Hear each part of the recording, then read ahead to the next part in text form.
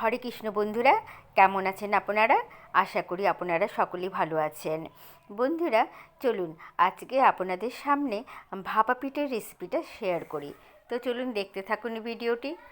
বন্ধুরা, ভাপা পিঠের ভিতরে যে পুরটা দেবো সেটা আগে আমি প্রথমে রেডি করে নেব।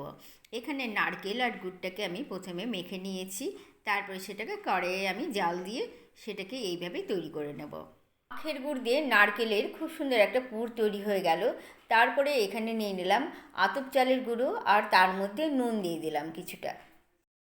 নুনটিকে চালের গুঁড়োর মধ্যে ভালো করে মিশিয়ে নেব। এরপর উষ্ণ গরম জল চালের গুঁড়োর মধ্যে এভাবে মেখে নেব।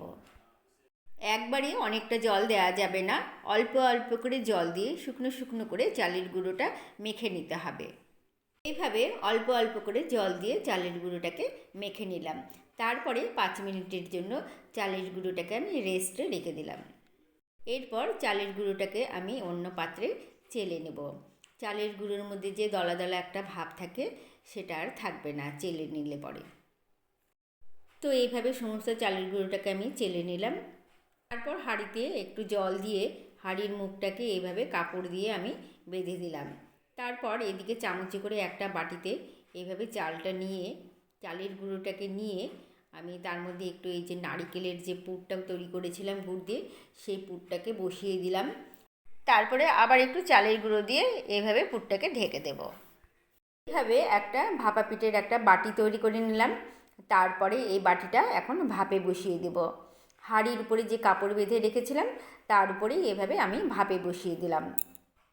তারপর একটা ঢাকনা দিয়ে ঢেকে দেব। যেহেতু ভাপা পিঠের বাটিটা একটু বড়, তো এখানে আমি ভাপা পিঠেটা 3 থেকে 4 মিনিট আমি ভাপ দিয়ে নেব। তারপর একটা ঢাকনা দিয়ে ঢেকে দেব।